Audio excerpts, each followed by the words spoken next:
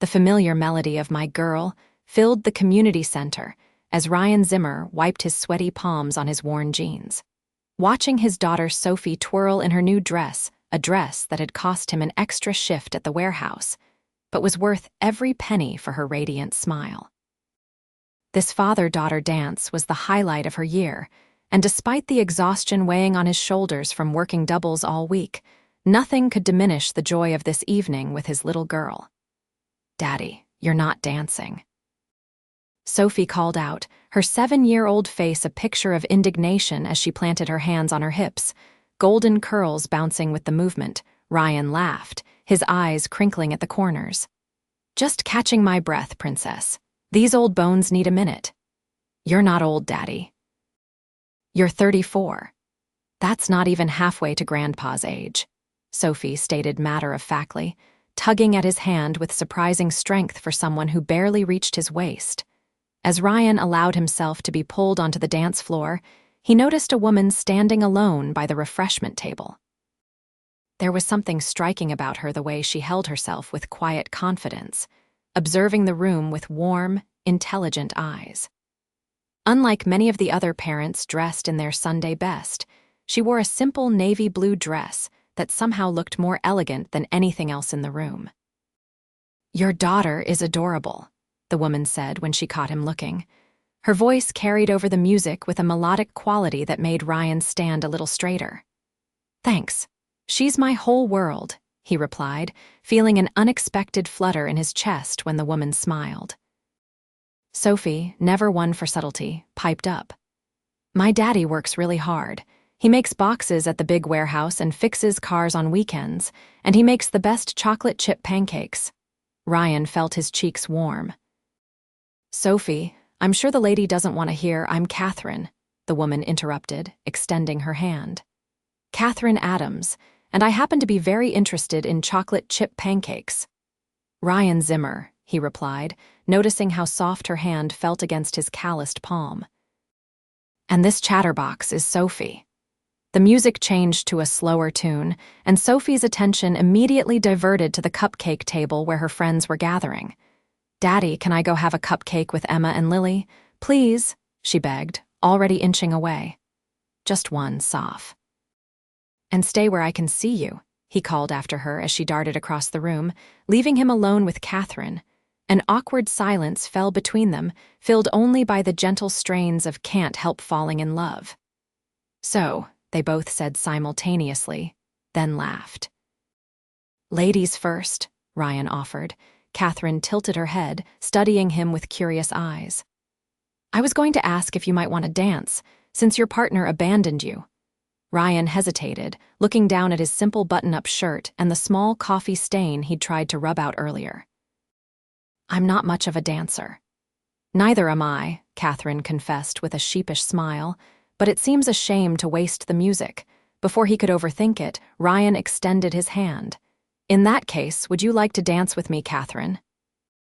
She placed her hand in his, and he couldn't help but notice she wasn't wearing a wedding ring. As they stepped onto the dance floor, Ryan tried to remember the basic steps he'd practiced with Sophie in their tiny apartment living room. "So, what brings you to a father-daughter dance?" Ryan asked, careful to maintain a respectful distance between them. "My niece Zoe. She's over there in the purple dress." Kathryn nodded toward a little girl about Sophie's age who was giggling with friends. "My brother got called into emergency surgery. He's a pediatrician, so I stepped in." "That's really nice of you," Ryan said, impressed by her willingness to give up her Friday night. Kathryn shrugged. "Family comes first. I'm guessing you understand that better than most." As they swayed to the music, Ryan found himself relaxing. There was something disarmingly genuine about Kathryn, no pretense, no judgment of his bargain store clothes or the rough hands that spoke of manual labor. "How long have you been a single dad?" she asked, her question gentle rather than prying. "Almost 4 years now," Ryan answered, the familiar ache dulled by time. "Sophie's mom decided family life wasn't for her when Sophie was 3. "I'm sorry," Kathryn said, and unlike when others said it, she sounded like she meant it. "It was tough at first, but we've found our rhythm." Sophie's an amazing kid, makes it all worthwhile. He glanced over at his daughter, who was now showing Kathryn's niece how to twirl without getting dizzy. What about you? Married? Kids? Kathryn shook her head. Never found the time, I suppose. Work became all-consuming, and before I knew it, I was 36 with a thriving career but not much else. What kind of work do you do? Ryan asked, genuinely interested. A hint of hesitation crossed her face. Corporate management. It's not very exciting. More exciting than packing boxes, Ryan said with a self-deprecating smile. I don't know about that. At least you can see the tangible results of your work. Some days I feel like I just move papers from one side of a desk to another. The song ended, but neither of them moved apart immediately. Their eyes met, and Ryan felt something spark between them, something he hadn't felt in a very long time. The moment was broken by Sophie barreling into his legs. Daddy, Zoe says her aunt makes the best cookies ever, even better than yours. Ryan laughed, releasing Kathryn's hand. Fighting words, young lady. Kathryn's niece appeared beside Sophie, looking mortified. I didn't say that exactly. She kind of did, Sophie stated, but without malice. Can Zoe and her aunt come over sometime so we can have a cookie contest? Ryan felt his face flush. Sophie, we can't just invite people over like that. Actually, Kathryn interjected with a warm smile. A cookie contest sounds fun, if you're up for it. Ryan found himself nodding before he could think better of it. Sure, why not? They exchanged phone numbers. And as the evening wound down, Ryan couldn't help but feel like something significant had just happened, as if the axis of his carefully constructed world had shifted ever so slightly. That night, after tucking an exhausted Sophie into bed, Ryan sat at his small kitchen table, staring at Kathryn's number in his phone. He debated texting her, just to say he enjoyed meeting her, but worried it might seem too eager. Instead, he set his phone aside and pulled out his budget notebook, calculating how many extra hours he'd need to work to cover Sophie's upcoming school field trip. The following Wednesday, Ryan was elbow-deep in a transmission repair at his weekend job, which had recently expanded to Wednesday evenings when his phone buzzed. It was a text from Kathryn. Zoe keeps asking about the cookie contest. Are you and Sophie free this Saturday afternoon? Ryan smiled, wiping his hands on a rag before typing a response. We're free. Fair warning, Sophie takes her cookies very seriously. Kathryn replied almost immediately. So does Zoe. It's on. Your place or ours? Ryan glanced around the tiny garage apartment he and Sophie called home. It was clean but cramped, with second-hand furniture and walls that needed a fresh coat of paint. Pride warred with practicality. Our place is pretty small, he admitted, but we'd be happy to host. Small is cozy, came Kathryn's reply. Just send me the address. Saturday arrived with a flutter of nervous energy. Ryan had spent Friday night after Sophie went to bed deep cleaning their apartment, and that morning they had gone grocery shopping for cookie ingredients, carefully selecting items within their tight budget. Do you think she's nice, Daddy? Sophie asked as she helped arrange their modest collection of mixing bowls on the counter. Who? Kathryn? Ryan asked, pretending he hadn't been wondering the same thing. She seemed nice at the dance. I think she likes you, Sophie declared with the confidence of a child. She looked at you the way Emma's mom looks at her new husband. Ryan nearly dropped the flour he was measuring. I think you're imagining things, kiddo. Sophie just shrugged with the wisdom of someone far beyond her years. Grown-ups always say that when kids notice something they don't want to talk about. Before Ryan could formulate a response, the doorbell rang, sending Sophie racing to answer it. Wait for me. Ryan called, quickly checking his reflection in the microwave door and running a hand through his dark hair. When he opened the door, Kathryn stood there with Zoe bouncing excitedly beside her. Unlike at the dance, today Kathryn wore jeans and a simple green sweater that brought out flecks of emerald in her hazel eyes. She looked younger somehow, more relaxed. We brought reinforcements, Kathryn said, holding up a bag of specialty chocolate chips. And a bottle of wine, if that's okay. Perfect, Ryan said, standing aside to let them in. He noticed she drove a modest sedan, nice but not flashy. Another point in her favor. The afternoon unfolded in a blur of laughter, spilled flour, and the sweet aroma of baking cookies. Ryan discovered that Kathryn was surprisingly down to earth, willing to get her hands dirty and quick to laugh at herself when her first batch came out slightly burned. "I thought you were the cookie expert," Ryan teased as she scraped the blackened bottoms over the sink. "I never claimed to be an expert," she protested with a laugh. "I just buy the good ingredients and hope for the best."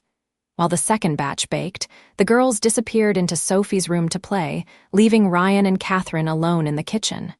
"Wine," he offered, pulling out 2 mismatched glasses. "Please," she said, leaning against the counter as he poured. "You have a lovely home." Ryan glanced around their modest apartment, wondering if she was being sarcastic, but her expression was sincere. "It's not much, but we make it work," he said, handing her a glass. "Sophie deserves better, but—" "Hey," Kathryn interrupted gently. "This is a home, a real one. You can feel the love in these walls." Something in her tone made Ryan look at her more closely. "You sound like you're speaking from experience." Kathryn took a sip of wine before answering. "I grew up in a big house with all the trimmings, but my parents were always working, climbing the corporate ladder. The house was beautiful but empty. And now?" Ryan asked, genuinely curious about her life. A shadow passed over her face. "Now I have a beautiful apartment that I rarely see because I'm always at the office. The irony isn't lost on me. What would you change if you could?" The question slipped out before Ryan could censor himself. Kathryn considered this, twirling the wine in her glass. "I'd find more balance. More days like this, baking cookies, laughing, being present." Their eyes met over their wine glasses, and Ryan felt that same spark from the dance, only stronger now. The moment stretched between them, charged with possibility.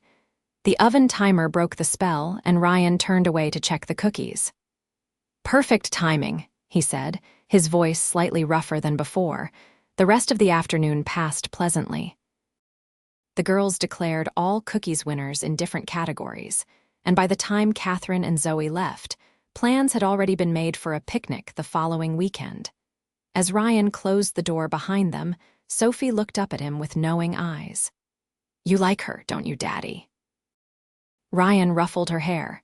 "She's nice, Soph. It's good to have friends." "MMHMM," Sophie hummed skeptically. Skipping off to her room over the next few weeks, Ryan found himself spending more and more time with Kathryn. Sometimes with the girls, sometimes just the two of them when Sophie had a playdate with Zoe and Kathryn's brother could watch them. They discovered a shared love of old movies, hole-in-the-wall restaurants, and long walks in the city park. Ryan learned that Kathryn worked long hours, but was trying to cut back. She learned that he juggled his warehouse job with mechanic work and online classes, determined to build a better future for Sophie. What Ryan didn't know, what Kathryn hadn't found the right moment to tell him, was exactly what her corporate management job entailed. The truth came to light unexpectedly on a Tuesday evening in late October. Ryan had picked up an extra shift at the warehouse to cover a coworker's absence. As he was loading pallets onto the conveyor belt, he overheard his supervisor talking to a group of suits touring the facility. "And this is our distribution center, where all orders are processed and shipped," the supervisor was saying. "We've increased efficiency by 22% in the last quarter alone." Ryan kept his head down, focused on his work, until a familiar voice made him freeze. "Impressive. And what about employee satisfaction metrics? Have those improved with the new policies?" He looked up to see Kathryn standing among the executives, dressed in a tailored pantsuit, her hair pulled back in a sleek bun. She looked every inch the corporate leader because that's exactly what she was. Their eyes met across the warehouse floor, and Ryan saw the moment recognition dawned in hers, followed quickly by something like panic. He turned away first, mechanically continuing his work as the tour group moved on. His mind raced with questions and a growing sense of betrayal. Why hadn't she told him? Had this all been some kind of game to her slumming it with the working-class single dad? When his shift ended, Ryan found Kathryn waiting by his truck in the parking lot. She'd changed into more casual clothes, but he couldn't unsee the powerful executive she truly was. "Ryan," she began, stepping toward him. "You're not just in corporate management," he said flatly. "You run the whole damn company, don't you?" Kathryn didn't deny it. "I'm the CEO of Meridian Global. We acquired this distribution center last year." "So you're my boss's boss's boss," Ryan said with a hollow laugh. "Were you ever going to tell me?" "Of course I was," she insisted, her eyes pleading for understanding. I liked that you saw me as just Kathryn, not the CEO, not the heiress, just me."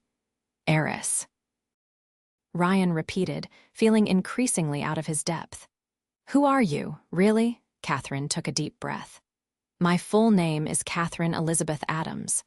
My father founded Meridian Global 30 years ago. I took over as CEO when he retired 5 years ago."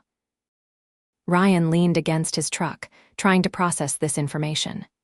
"So all those times you talked about work stress and deadlines, I was talking about managing a Fortune 500 company, yes," she admitted.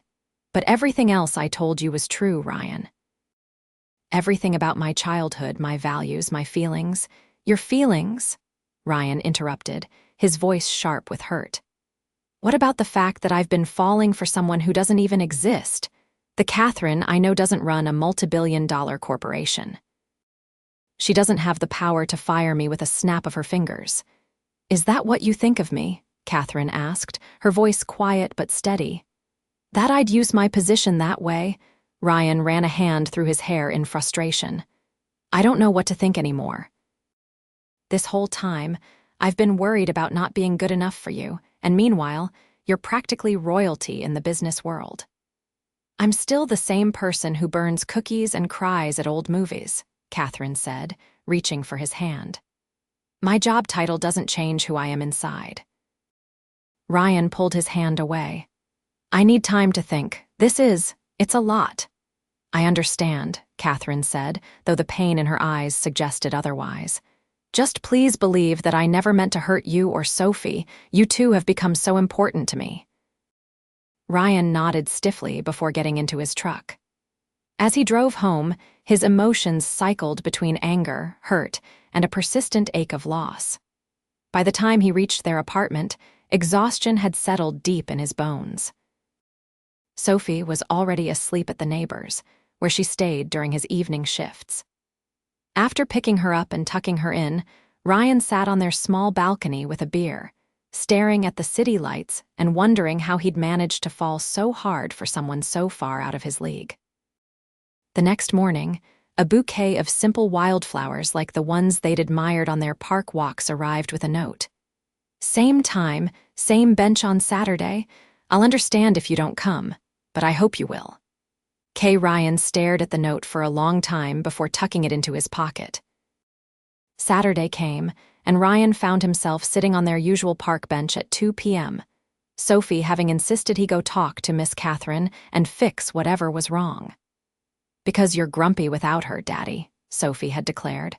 "And she makes good cookies, even if they're sometimes burned."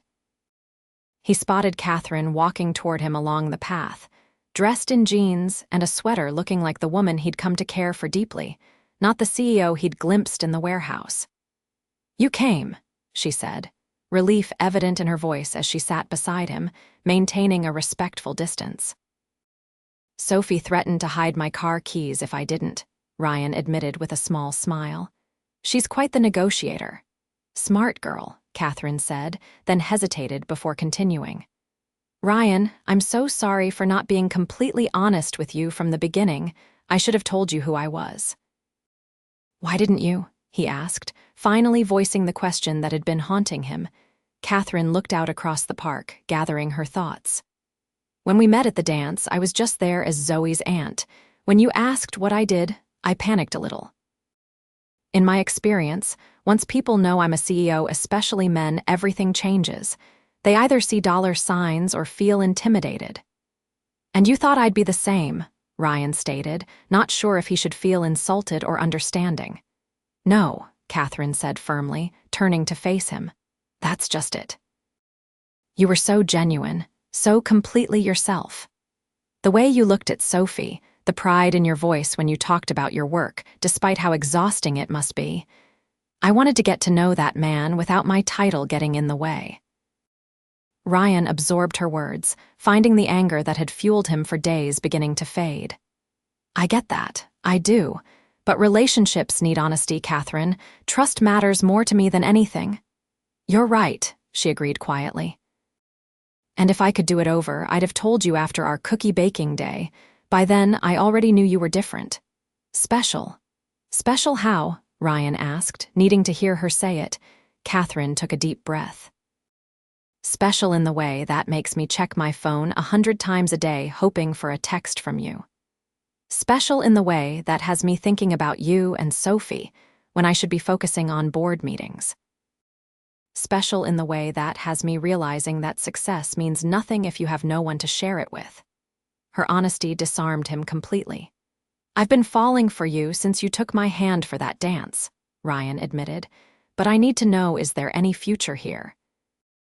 Because the reality is, I'm still a warehouse worker raising a daughter on my own, and I'm just a woman who's lonely despite her success, Kathryn interrupted. A woman who feels more alive grocery shopping with you and Sophie than closing million-dollar deals.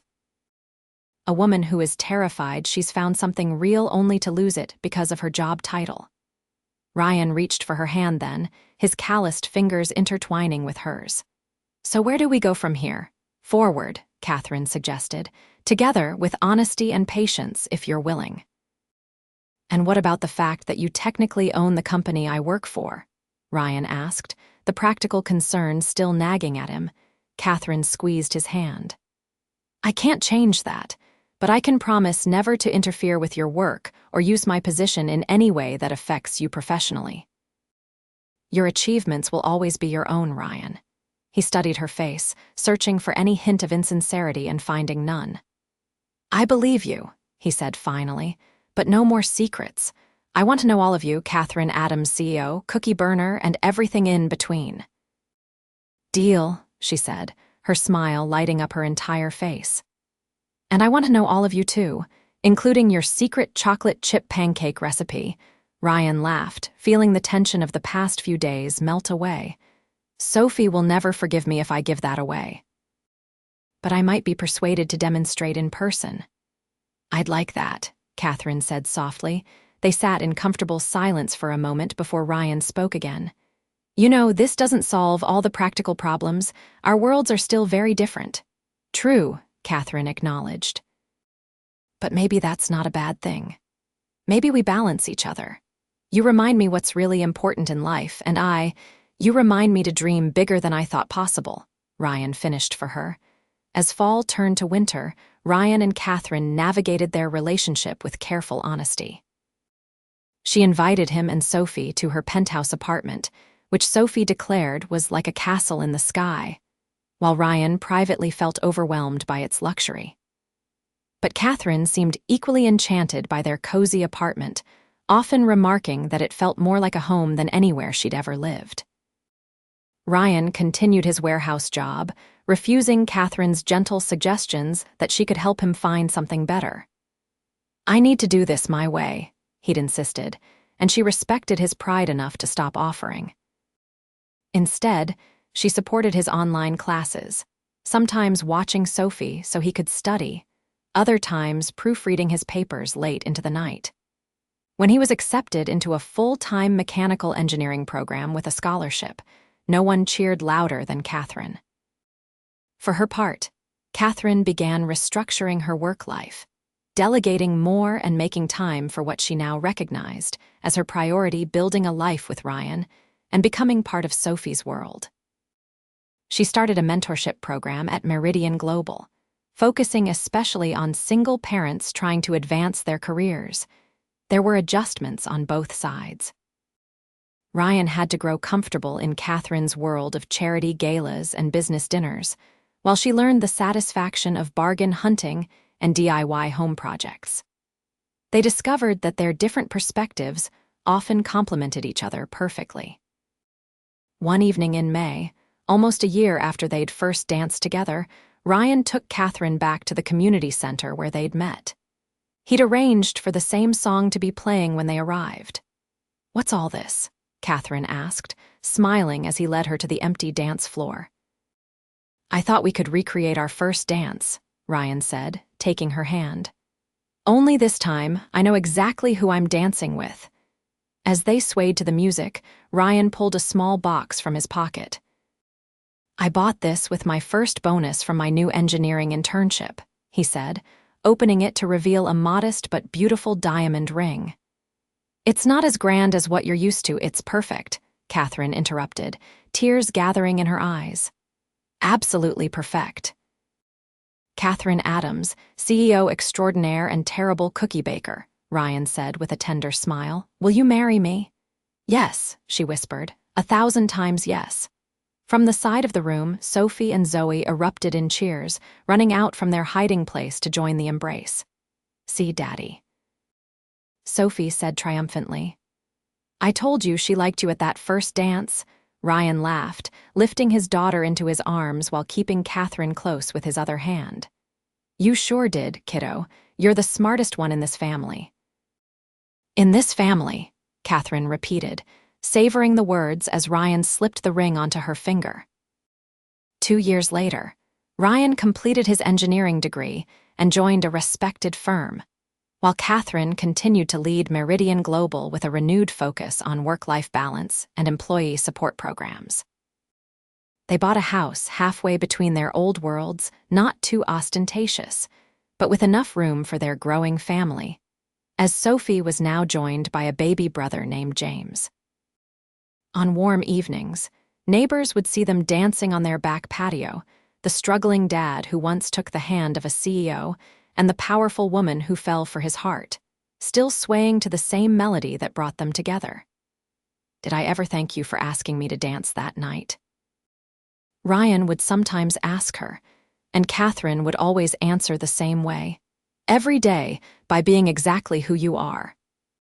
Their love story wasn't about bridging worlds of wealth and struggle, but about two people who found in each other exactly what they needed most: honesty, strength, and the courage to build something beautiful together.